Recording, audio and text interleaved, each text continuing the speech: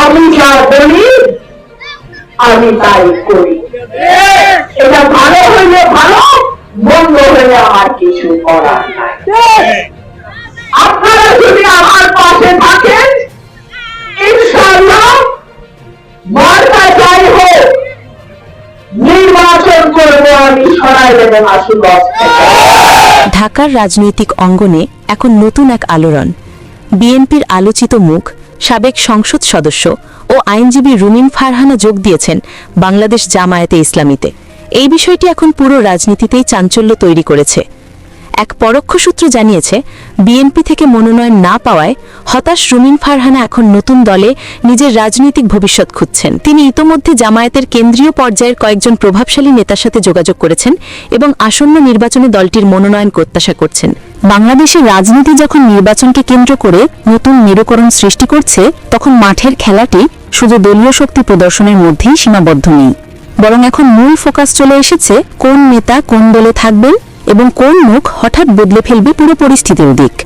ঠিক এ সময়ে আবারও আলোচনায় উঠে এসেছে সাবেক সংসদ সদস্য ও আলোচিত রাজনৈতিক বক্তা রুমিন ফারহানা।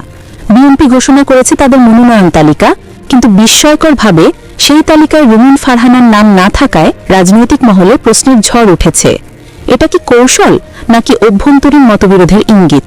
দর্শক যে যেখানে আছেন আশা করি ভালো আছেন। এই মুহূর্তে পাওয়া সবচেয়ে বড় ব্রেকিং নিউজ।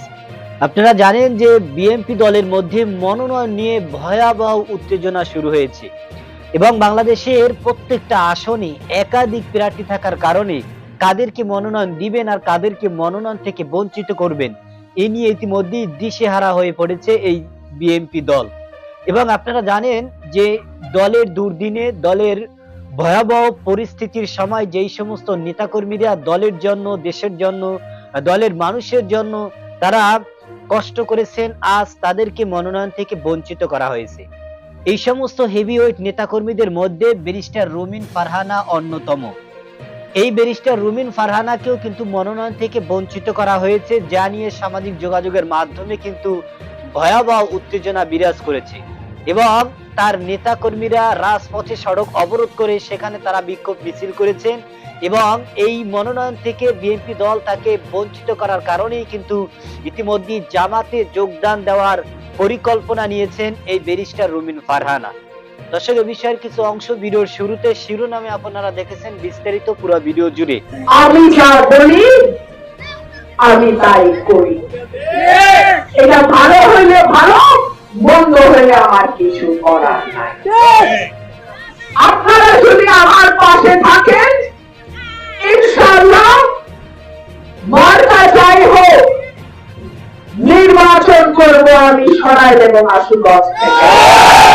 আগামী যে জাতীয় নির্বাচন ফেব্রুয়ারিতে হবে, সরকার বলছে বাংলাদেশের ইতিহাসে সবচেয়ে ভালো নির্বাচন নাকি 2026-এ সরকার উপহার দেবে। আমরাও এই কথায় বিশ্বাস রাখতে চাই, আমরাও সরকারের কথায় আস্থা রাখতে চাই।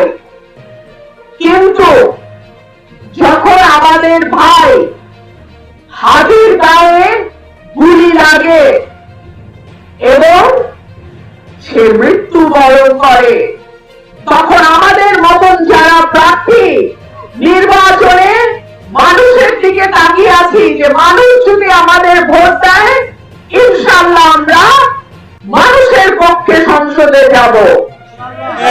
আমাদের মধ্যেও কিন্তু ভয় তৈরি হয়। শোনা যায় 50-60 জন এমপির তালিকা নাকি তৈরি করা হয়েছে পরিবেশ অস্থিতিশীল করবার জন্য, তাদের উপরে হামলা করা হবে। আমি পরিষ্কার বলতে চাই, হায়াত মৌতের মালিক আল্লাহ, হেফাজত করার মালিক আল্লাহ, কিন্তু তাই বলে সরকার তার দায় এড়াইতে পারে না। ওসমান হাদির মৃত্যুর দায় সরকারকে নিতে হবে। বাংলাদেশে আইন শৃঙ্খলা পরিস্থিতি, বিশেষ করে ঢাকা শহরে আইন শৃঙ্খলা পরিস্থিতির যে অবনতি হয়েছে, সেই দায় এই সরকারকে নিতে হবে।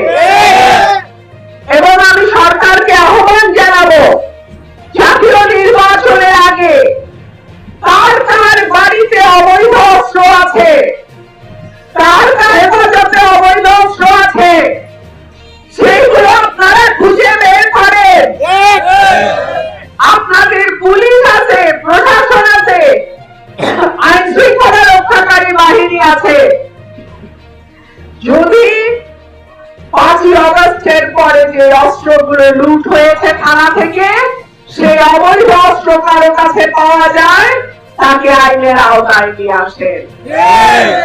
পরিষ্কার বলে দিতে চাই, 26-এর নির্বাচনে যারা প্রার্থী হবে, যারা ভোটার আছে, যারা প্রার্থীর পক্ষে মাঠে কাজ করবে, প্রত্যেক মানুষের নিরাপত্তার দায়িত্ব সরকারকে নিতে হবে। আপনারা যদি আমার পাশে থাকেন, আমি বাংলাদেশ জয় করতে পারি। আপনারা যদি আমার পাশে থাকেন, আমি সবাই রাষ্ট্রকে একটা নতুন রূপ দিতে পারি। আপনারা যদি আমার পাশে থাকেন, আমার বাবার যে অপূর্ণ স্বপ্ন, 1971 সালে তিনি আপনাদের মাটি থেকে বিজয়ী হয়েছিলেন, তার যে অপূর্ণ স্বপ্ন, সেই স্বপ্ন পূরণে বাকি জীবন আমি আপনাদের পাশে থেকে কাজ করব। আমার প্রিয় ভাই ও বোনেরা, আমি যা বলি আমি তাই করি। এটা ভালো হইলে ভালো, মন্দ হইলে আমার কিছু করার নাই। দর্শক, আপনারা জানেন যে বিএনপি দল তারা কিন্তু ইতিমধ্যেই মনোনয়ন নিয়ে দিশেহারা হয়ে পড়েছে এবং বাংলাদেশের প্রত্যেকটা আসনে একাধিক প্রার্থী থাকার কারণে কাদেরকে মনোনয়ন দিবেন আর কাদেরকে মনোনয়ন থেকে বঞ্চিত করবেন, ইনি কিন্তু ইতিমধ্যেই এই বিএনপি দলের মধ্যে একটা ভয়াবহ উত্তেজনা বিরাজ করেছে এবং শীর্ষ নেতাকর্মীরা কিন্তু এটা নিয়ে দিশেহারা হয়ে পড়েছেন। দর্শক, এই যে সমস্ত হেভিওয়েট নেতাকর্মীদেরকে মনোনয়ন থেকে বঞ্চিত করা হয়েছে, তারা কিন্তু ইতিমধ্যে রাজপথে ঝাঁপিয়ে পড়েছে এবং তাদের সকলের দাবি যে আমরা এই দলের করুণ পরিণতির সময় দলের পাশে ছিলাম, দলের মানুষের পাশে ছিলাম, আজ এই সুসময় আমাদেরকে মনোনয়ন থেকে বঞ্চিত করা হয়েছে, যে কারণে তারা সামাজিক যোগাযোগের মাধ্যমে এটা নিয়ে কিন্তু ভয়াবহ উত্তেজনা সৃষ্টি করেছে এবং রাজপথে সড়ক অবরোধ করে সেখানে তারা বিক্ষোভ মিছিল করেছেন, সেখানে তাদের বিভিন্ন কর্মসূচি তারা পালন করেছেন এবং তাদের সকলের দাবি যে অতি দ্রুত এটার একটা সুস্থ তদন্ত করে এরপরে যাদেরকে মনোনয়ন থেকে বঞ্চিত করা হয়েছে সেই সমস্ত হেভি ওয়েট নেতাকর্মীদেরকে যেন মনোনয়ন দেওয়া হয় এবং যেই সমস্ত নেতাকর্মীদেরকে মনোনয়ন দেওয়া হয়েছে এদের মধ্যে অনেকেই কিন্তু আওয়ামী লীগের দোসর এবং দলের করুণ পরিণতির সময় এদেরকে পাওয়া যায়নি, বরং এদেরকে দলের থেকে পাওয়া যায়নি এবং দলের করুণ পরিণতির সময় এরা দলের পাশে ছিল না। সুতরাং দলের পাশে না থাকার কারণে, দেশের প্রতি তাদের আন্তরিকতা না থাকার কারণে যখন তাদেরকে মনোনয়ন দেওয়া হয়েছে তখন এদেশের মানুষ কিন্তু আরো বেশি উত্তেজনা ফিল করেছে, কারণ তারা দেখেছে যে দলের দুর্দিনের সময়, দলের করুণ পরিণতির সময় যেই সমস্ত নেতাকর্মীরা পাশে ছিল, যারা তাদের জীবনকে বাজি রেখেছে, আজ তারা মনোনয়ন পায় নাই, কিন্তু যারা দলের পাশে ছিল না আজকে তাদের মনোনয়ন দেওয়া হয়েছে, যে কারণেই সামাজিক যোগাযোগের মাধ্যমে বাংলাদেশে একটা অশান্তকর পরিবেশ ইতিমধ্যে সৃষ্টি হয়ে গেছে।